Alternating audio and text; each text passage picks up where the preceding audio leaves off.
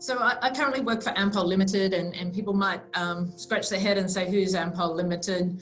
We're the leading transport fuel supplier in Australia, and we've changed our name back to Ampol basically to reflect our heritage as an Australian company. The company's mission is to keep people moving around the country, whether they're individuals like each of us or the businesses that we supply. Yeah, so I just had my 21st Ampol birthday. So, I've kind of grown up in the company almost half of my life. And what that's allowed me to do is both live in other countries, work in other countries, and engage closely with a global market and a global set of businesses. And I started at the Kurnell Refinery, now closed, as a process engineer. So I graduated straight away, and off I went to use my skills that I'd learned at university, starting at the Kurnell Refinery in a really traditional fuels business, all the way through to being a brand ambassador, to working in the Philippines, and to setting up a global trading business. I'm now just been offered a role overseas in another company, taking on a role in a French-Canadian company and in a global company.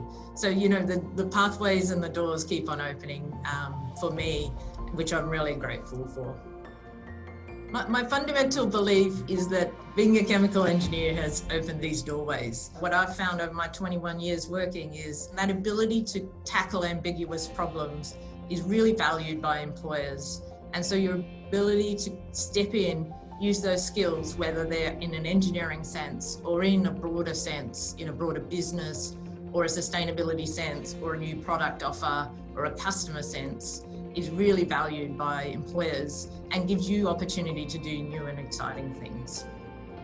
I've got this fluid flow subject and this thermodynamics and reaction engineering. We're building up the world and how it works. Over time, as you do your degrees, you build that base, and then you walk into a job, whether it's an engineering job or a different type of job, having this fundamental knowledge sitting behind you that you can contribute to almost any type of problem.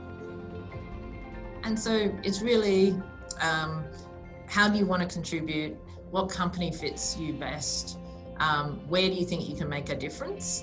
Stopping and saying what types of industries are interesting, what types of technologies are interesting, where do you like to work at that R&D end of the spectrum or at the execution end, or, in the case of consulting, looking out and across a range of different industries and transferring knowledge between them, which is also an exciting way to contribute as well.